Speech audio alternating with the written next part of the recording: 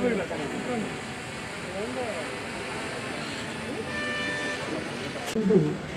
దాంట్లో ప్రయాణం చేయడానికి అవకాశం ఉంది సార్. ఇప్పుడు అదేవిధంగా మనకు సుమారుగా రోజు 150,000 మంది ప్రయాణం చేస్తున్నారు సార్.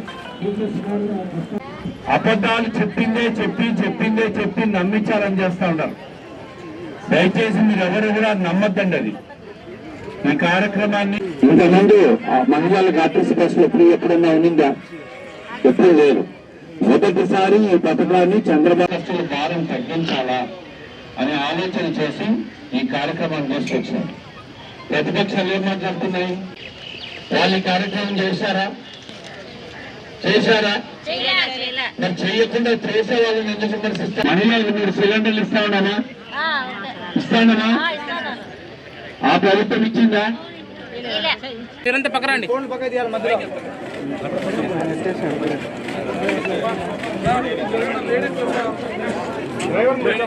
టైం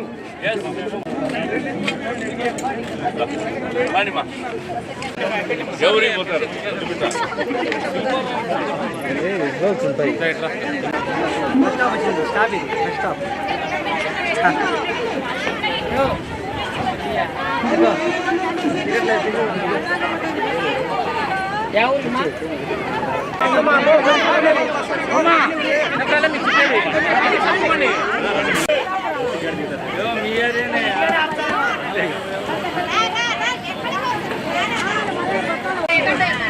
అక్క అది ముందర ఫ్లాగ్ అక్క బెలూన్స్ డౌన్ చేయాలా? బెలూన్లు కనిపిస్తున్నాయి, కొంచెం మొహాలు కనపడట్లేదు. ఆవేశం అది కూడా ఆవేశం లౌది అనేది.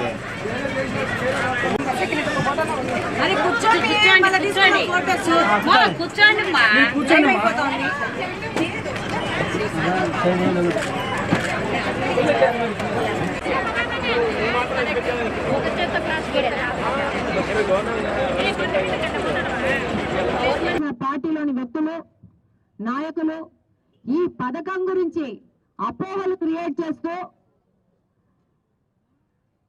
ఏదేదో మాట్లాడుతున్నారు, అబద్ధాలు మాట్లాడుతూ ఉంటారు. ఈరోజు అక్కడున్న భారతినే ఒకవేళ పక్కనున్న నంది మండలంలో తనకి ఏదన్నా పని ఉంటే వెళ్ళాలంటే దానికి టికెట్ తీసుకోవాల్సిన అవసరం లేదు. చక్కగా వెళ్ళి తన పని ఫినిష్ చేసుకొని వస్తుంది. ఆమె సంపాదించుకునే ఆ 15,000లో ఈ ఖర్చు అనేది రాదు. సో పేద బలుగు బలహీన వర్గాల కోసము, ఉద్యోగాలు చేస్తున్న వాళ్ళ కోసము, మరో ఇతర కారణాల వల్ల ప్రయాణం చేయాలనుకున్న మహిళలకి ఈరోజు ఈ అవకాశాన్ని కల్పిస్తూ వాళ్ళని ఆర్థికంగా మరొకసారి ఆదుకునే ప్రయత్నమే ఇది. మీరు గమనించుంటారు, అనేక సూపర్ 6 పథకాల గురించి చాలా పెద్దగా అనర్గళంగా అపోహలు సృష్టిస్తూ ఈ నాయకులు మాట్లాడారు. వైసీపీ పార్టీలోని వాళ్ళు గెలిచిన వాళ్ళు, ఓడిపోయిన వాళ్ళు కూడా. ఏంది అంటే ప్రజలని ప్రభుత్వం వైపు ఒక చెప్పిందే చెప్తూ ఒక అబద్ధాలమైన దిశకు తీసుకుపోవడానికి మాటలు. ఏ విధంగా చంద్రబాబు నాయుడు గారు ఎన్నికలకు ముందు చెప్పారో తల్లికి వందనం పుట్టిన ప్రతి బిడ్డకు ఇస్తామన్నారు. ఆ విధంగా అర్హత ఉన్న వాళ్ళకందరికీ, వాళ్ళకి 3 పిల్లలుంటే 3, ఎంతమంది పిల్లలుంటే అంతమంది పిల్లలకి ఇచ్చినారా లేదా? ఇచ్చింటే ఒక్కసారి చేతులు ఎత్తండి అమ్మా. అందరు ఎత్తాలా, తీసుకున్న వాళ్ళు అందరు ఎత్తాలా. మీరు మిగతా వాళ్ళకి రాలేదా, తీసుకోలేదా? దానికి కొన్ని కారణాలు ఉంటాయి. ప్రతి ఒక్క పథకము చేయాలంటే దాంట్లో కొన్ని రూల్స్ ఉంటాయి. ఒకవేళ మీకు 1000 అడుగుల కంటే ఎక్కువ పెద్ద ఇల్లు ఉంటే, మీ ఇళ్లలో ఎవరన్నా ప్రభుత్వ ఉద్యోగాలు చేసింటే, అలాగనే మీ యొక్క కరెంటు బిల్లు వాళ్ళు నిర్దేశించిన దానికంటే ఎక్కువ వస్తే ఇవన్నీ ఉంటాయి. కొంతమందికి ఇంకా వస్తూ ఉన్నాయి. రాని వాళ్ళు సచివాలయంలోకి వెళ్ళి వాళ్ళ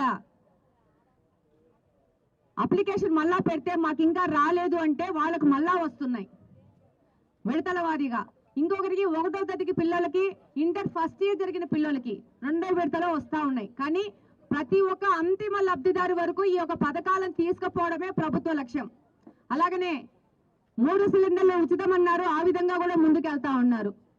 ఏ విధంగా చంద్రబాబు నాయుడు గారు ఎన్నికల్లో గెలవంగానే మనకు ఏ విధంగా మార్చిలో ప్రకటించినారు, 1,000 రూపాయలు పెన్షన్ పెంచి ఆ 3 నెలల యొక్క అంటే మనకు జూన్ 1 ఎలక్షన్లో గెలిచినాక 3 నెలలు వస్తుంది. ఆ 3 నెలలు కలిపి ఒకటేసారి అరియర్స్ కల్పిస్తామన్నారు. ఆ విధంగా 7,000 రూపాయలు పింఛన్లు తీసుకునే వాళ్ళకందరికి ఇచ్చారా లేదా? వికలాంగత ఉన్న వాళ్ళకి దాదాపు 10 నుంచి 15,000 పింఛన్ చేసినారు. ఎక్కడన్నా ఈ భారతదేశంలో వికలాంగుల గురించి ఆలోచించిన నాయకుడు ఇంతవరకు పుట్టలేదు. అది శ్రీ నారా చంద్రబాబు నాయుడు గారు మాత్రమే. ఇది మనం గుర్తించాల్సిన విషయం.